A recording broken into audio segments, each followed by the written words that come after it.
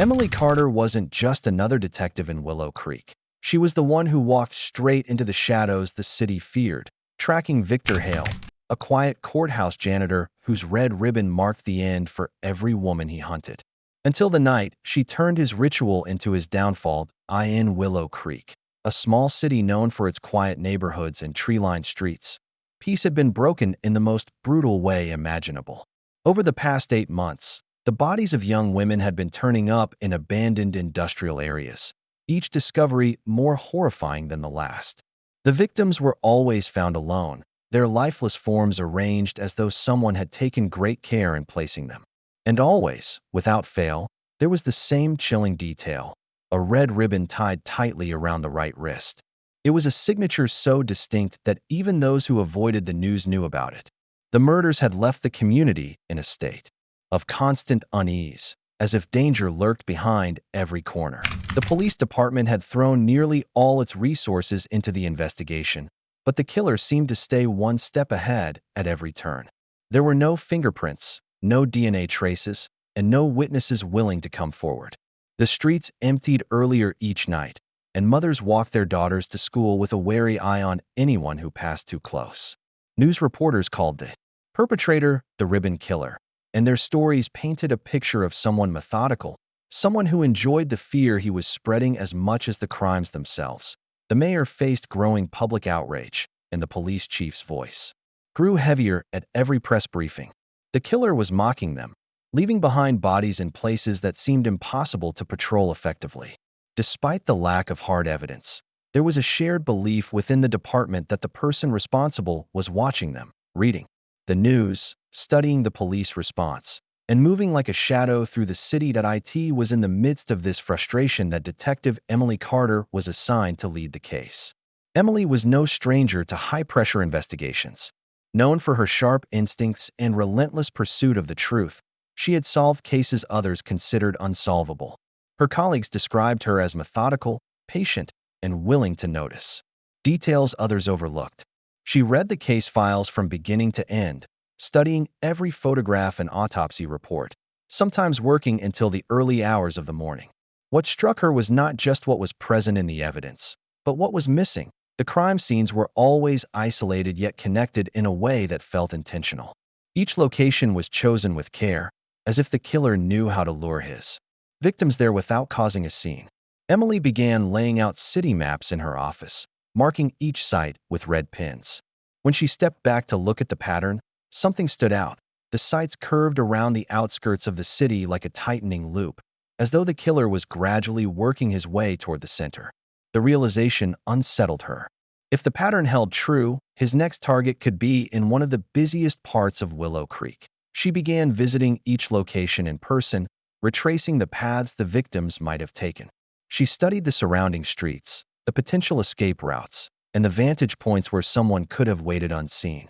At the third site, an abandoned lot near an old textile mill, she noticed a broken street lamp. It had been out for months according to the utility records, creating a perfect pocket of darkness at the exact place the body was found. To Emily, it didn't feel like coincidence. It felt like planning. Back at the station, she reviewed the personal histories of the victims, searching for a link beyond their age and appearance.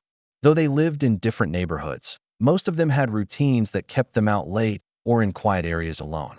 It was the kind of pattern that would only be known to someone who had observed them for days, maybe weeks, before striking. The thought of the killer studying his prey so closely gnawed at her.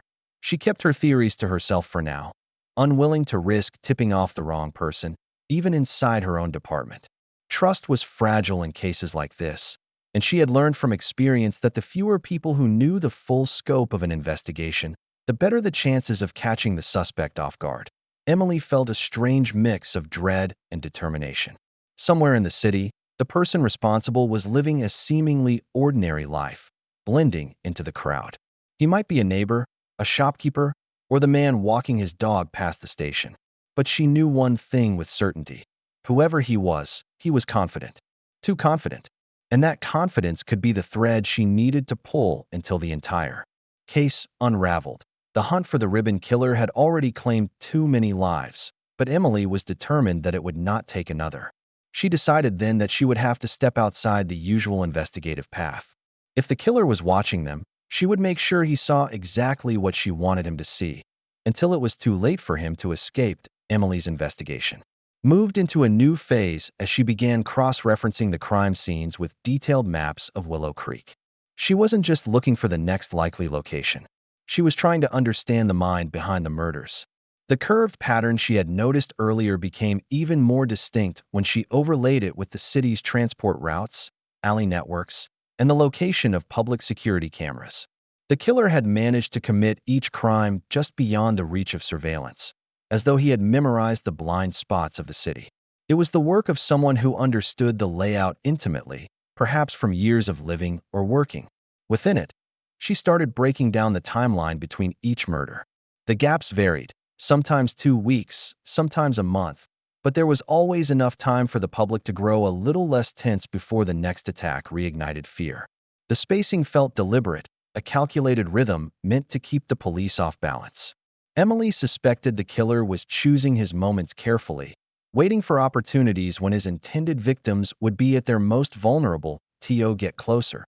She revisited each scene herself. She didn't just walk the area, she immersed herself in it. She noted the way the light fell at different hours, the sound of traffic from nearby streets, and the places where a person could hide in plain sight. It was during one of these visits, at the site of the fourth murder, that she noticed something odd. Faint tire marks pressed into the dirt near the edge of the location.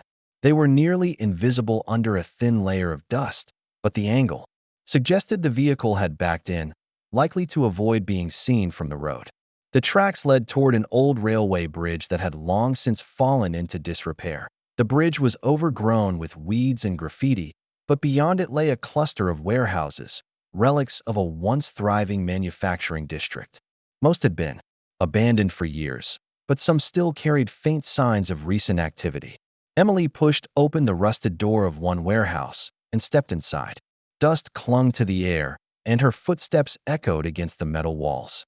In one corner, she spotted remnants that didn't belong. Waxy patches melted into the concrete, the faint scent of perfume, and a small, crumpled piece of red ribbon no longer than her finger. The discovery sent a rush of certainty through her. This wasn't just where the killer brought his victims. This was where he prepared. The candles could be part of the ritual she suspected, and the perfume hinted that he had taken items from his victims as trophies. She didn't disturb anything. Instead, she quietly slipped out, marking the location mentally. This was a place she could use. If the killer had returned here before, there was a chance he would again. Emily made the decision to keep this lead entirely to herself. She knew that if too many people became aware of the warehouse, it could spook the killer into changing his habits. She didn't want him to know the police were closing in. Her plan was to make the site a silent trap. If she could anticipate his movements and place surveillance in the right spots, she might finally catch him in the act. She returned a few nights later with portable surveillance cameras, placing them in concealed positions inside and outside the warehouse. She angled them to cover the entrance, the corners where the candles had been, and the space where the ribbon fragment had been found. The cameras were equipped with infrared lenses, able to pick up movement in complete darkness. She also concealed a small audio recorder in a loose panel near the wall, hoping to capture any sound he might make. The first nights brought nothing more than the occasional shadow of a stray cat or the flutter of birds startled from the rafters. But Emily didn't lose patience. She knew that in cases like this, waiting was just as important as chasing leads. She spent each night in a surveillance van parked several blocks away, watching the live feeds, listening to the faint hum of the equipment, and studying the killer's possible return routes. Outside, the city carried on with its tense normalcy. People hurried through their errands, glancing over their shoulders more often than before. Posters with the victims' faces still clung to telephone poles, their colors faded from sun and rain. Every new lead the police announced seemed to fizzle into nothing, but Emily was certain this warehouse could be the turning point. She had seen enough in her career to know that killers with patterns rarely abandon them entirely. If this place had meaning to him once, it would again. The challenge was to be ready when he came back, not a second too soon, not a second too late. Somewhere out there, the ribbon killer was planning his next move, and Emily was quietly preparing to end his rhythm for good. 5 nights passed before anything shifted. Emily sat in the surveillance van, her eyes fixed on the dim, grainy feed from the cameras inside the warehouse.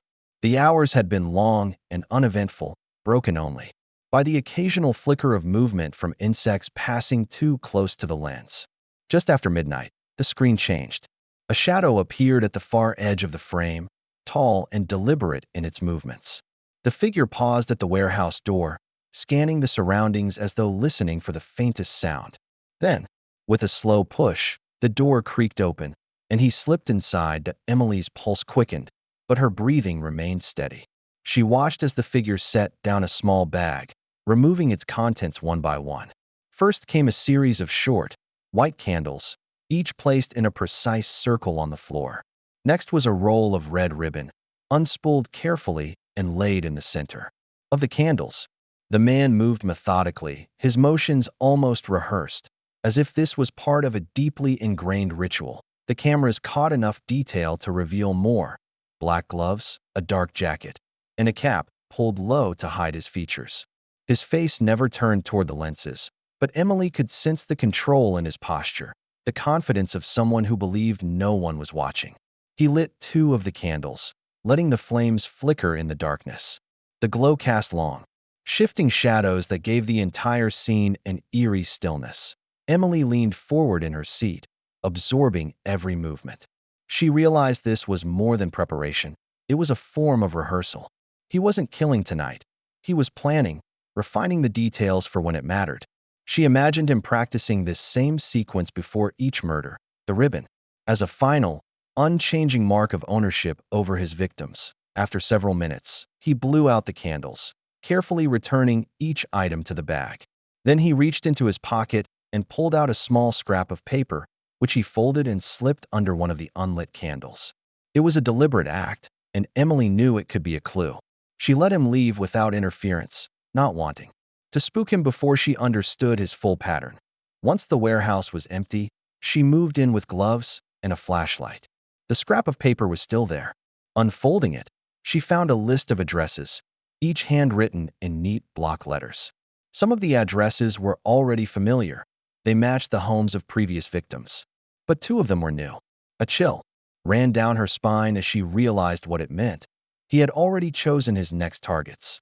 The next step was tracing the paper's source. Emily photographed it for evidence and had the handwriting analyzed. The style was neat, almost too precise. With no signs of hesitation, analysts suggested it might belong to someone accustomed to filling out forms or logging detailed records, perhaps someone in a clerical job or a role that demanded careful documentation. The clue tightened her focus. She began looking into professions near the center of the map's curve, jobs that offered both anonymity and access to public information. This was when the possibility of someone connected to the courthouse crossed her mind. It was a place central enough to link many of the mapped locations, and its staff often had access to records that could reveal where people lived. While she worked on this angle, Emily kept the warehouse under surveillance.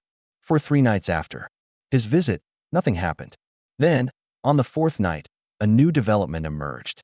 A different camera, the one mounted outside, facing the alley, picked up the same figure passing by, but this time he didn't go inside. Instead, he seemed to be watching, as if making sure the space hadn't been disturbed. He lingered for a few minutes before disappearing into the shadows. The behavior confirmed something for Emily. He was cautious but still attached to the warehouse. Even if he suspected it had been compromised, he couldn't abandon it completely. That attachment could be used against him. She started working on a plan to combine surveillance with a mobile tail, ready to follow him if he led her to his next intended victim. The city outside remained unaware of how close the investigation had come to identifying the ribbon killer. The public only knew that another body had not yet been found, and the uneasy relief made people loosen their guard. Emily didn't share that relief. She knew this was simply the quiet before the next storm. And now, with his ritual revealed, and his future victims partially known, she was more certain than ever that the window to stop him was closing fast. Tracing the handwritten list from the warehouse, Emily began focusing her search on the 2 unfamiliar addresses. She pulled property, records, utility data, and recent changes in residency, looking for any common thread. Both addresses belonged to single women in their late 20s, living alone in quiet neighborhoods. Neither had prior police reports, and their daily lives seemed ordinary at first glance. But when Emily checked public surveillance and traffic cameras, she noticed something unsettling. A dark sedan, the same make and model, appeared near both homes within days of each other, always parked just far enough away to avoid suspicion. She dug deeper into registered vehicles matching that description and found one linked to a man named Victor Hale. The name meant nothing to her at first, but when she ran his employment records, the pieces began to align. Victor worked as a janitor at the Willow Creek Courthouse, a building located at the very center of the pattern Emily had traced on her map. His position gave him unrestricted movement through offices, hallways, and file storage rooms. It also meant he could overhear conversations, see court documents, and pick up information about people without drawing attention. Victor's personnel file painted a picture of someone unremarkable: no disciplinary actions, steady employment, and a quiet demeanor. But the more Emily studied him, the more convinced she became that the ordinary facade was intentional. She began discreet surveillance, following him after work hours. Most evenings were uneventful. He would leave the courthouse, stop by a diner at the same time every night, and then drive straight to his small apartment on the city's west side. It was on the third night of surveillance that his routine changed. Victor skipped the diner and drove instead to a park on the edge of town. He parked in the far corner of the lot, where streetlights didn't reach, and remained there for nearly an hour. Through her binoculars, Emily could see that he wasn't simply sitting idly. He was watching. A young woman jogged laps along the park's path, her route bringing her into view every few minutes. Victor's posture remained still, but his gaze followed her each time she passed. When the jogger left, he started his car and followed her at a measured distance. Emily kept several vehicles between them, not wanting to alert him. The streets grew quieter as they moved into residential areas, the glow of streetlights flickering past. Victor's driving was calm, almost casual, but every turn matched the jogger's route. Emily's grip tightened on the steering wheel as she called in his movements to her small team. Traffic worked against her. A late-night delivery truck slowed the backup units, leaving Emily as the only one close enough to keep him in sight. The jogger eventually turned down a narrow side street, likely a shortcut to her home. Victor followed, his headlights dimmed. Emily stayed far enough back to remain invisible, but close enough to act if necessary. The street ended in a quiet residential block, lined with older buildings and few working street lamps. The jogger stopped near a side entrance, reaching for her keys. Victor pulled into the shadows of an alley just across from her building. Emily could see him leaning forward, watching her with stillness that radiated intent. Her instincts told her this was no coincidence. Victor wasn't scouting anymore. This was the moment before he acted. She made the decision not to wait for backup. If she hesitated, the young woman might vanish into the long list of victims whose lives ended with a red ribbon around their wrist. Emily stepped out of her car, her movements silent. Every muscle in her body was tense, focused on the alley where Victor's car sat. The sound of the jogger's door closing echoed faintly in the night. In that instant, Victor emerged from the vehicle.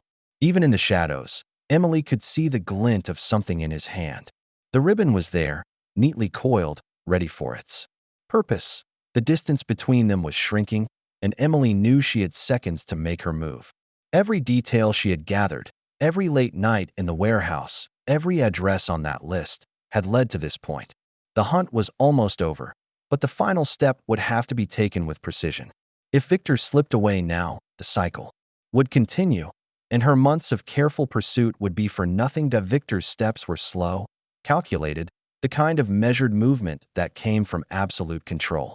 The coiled red ribbon in his hand caught the faint glow of a distant street lamp, a thin slash of color against the dark. The jogger, still unaware of his presence, was unlocking the side entrance to her apartment building. Emily moved in, her footsteps deliberate, keeping her focus solely on Victor. Every nerve in her body told her there was no room for hesitation. Closing the distance, she timed her approach to his own rhythm. The moment he reached the edge of the sidewalk, she accelerated, closing the gap in a swift, silent burst. Her arm locked around him in one motion, and the surprise threw him off balance. The ribbon slipped from his grasp, fluttering to the pavement. Emily forced him against the wall, controlling his weight with practiced precision, preventing him from recovering. He thrashed once, twice, before realizing resistance was pointless. By then, she already had him pinned. The jogger froze in shock, eyes darting between them. Emily gave her a quick nod towards safety, and the young woman hurried inside without looking back. In the distance, the wail of sirens began to grow, her backup finally breaking through the slowed traffic. By the time they arrived, Victor was restrained, his composure gone, replaced with a blank stare that revealed nothing. He didn't speak, didn't ask questions, and didn't protest the arrest. The search of his apartment began within hours. What Emily and her team found inside confirmed every suspicion she'd held. One wall was covered entirely in photographs of women, most taken from a distance without their knowledge. Each image was marked with a strip of red ribbon, some curling. At the edges, others crisp and new. Beneath each photograph was a handwritten note, detailing routines, addresses, and even the times when the women were most likely to be alone. Several faces on the wall were victims already known to the case, but others were unfamiliar. Women who had never realized they were being hunted. Boxes under his bed held items Emily recognized from evidence reports, a scarf missing from one victim, a broken bracelet from another. There were also new trophies, ones without matching case files, suggesting there were crimes they had yet to uncover. Most disturbing of all was a notebook on his desk, its pages filled with lists and dates. Some were crossed out, others still pending. At the very top of the last page were the two addresses from the scrap of paper in the warehouse, written neatly, as if part of a to-do list. The evidence left no doubt about his identity as the ribbon killer. Yet, even with the proof surrounding him, Victor remained expressionless during questioning. He didn't admit guilt, didn't defend himself, and never acknowledged the photographs. It was as if the capture had stripped him of purpose, and without the hunt, there was nothing left to say. The case broke wide open in the media. Headlines filled every news broadcast, recounting the months of fear that had gripped Willow Creek, and the final moments when Detective Emily Carter had stopped the killer in the act. Citizens who had avoided the streets after dark began to move freely again, though caution lingered in their eyes. The red ribbon, once a sign of dread, became a symbol of justice in the city's memory. For Emily, the end of the case brought no celebration. The relief was quiet, tempered by the knowledge of how close the killer had come to claiming another life. The photographs on Victor's wall haunted her, the faces of women who had no idea they had been marked. Some of them still lived in the city, and the thought of how narrowly they had escaped tightened her chest. In the weeks that followed, the evidence was processed, court proceedings began, and the public's attention shifted toward the trial.